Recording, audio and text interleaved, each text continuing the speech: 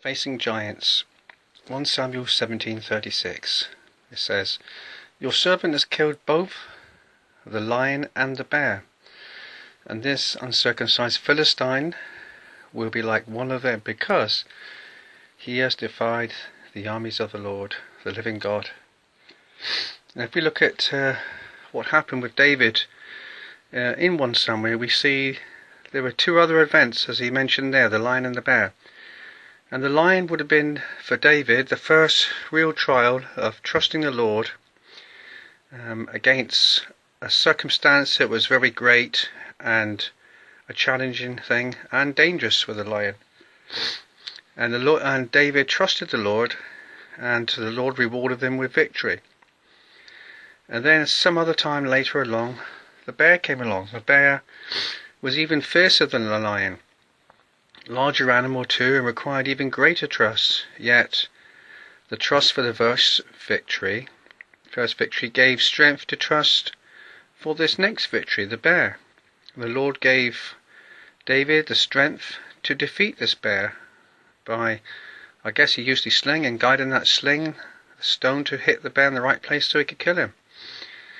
And then the giant came along, Goliath the Philistine.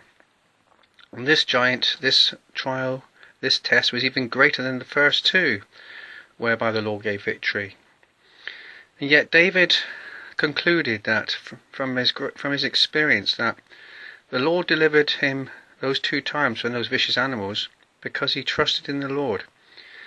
And so basically he considers Goliath as just like another animal in the sense of the challenge.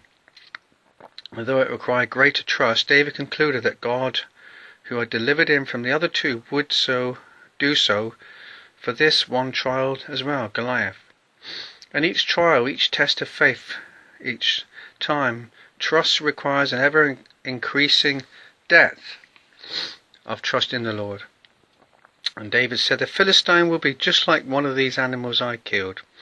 And in our lives we will have many victories of trusting in God. And there will be ever greater situations that require trust, and the result will be greater victories and greater glory to God. At times we will have those giant trials when we really need to recall our past victories and God's gracious deliverance and meditate upon them and consider that what the Lord did then, he will do so again.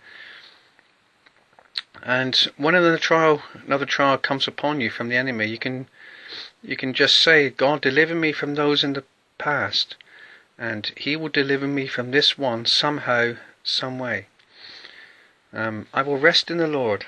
I will trust in peace for each day until this challenge comes and I see his glorious hand upon me again." Because he gives power to those who trust and the ability to trust, and with that comes victory. And the word says, I will trust, because he says, "Blessed is the man, the woman, blessed is the man who trusts in the Lord. And I will deliver him because he trusts in me."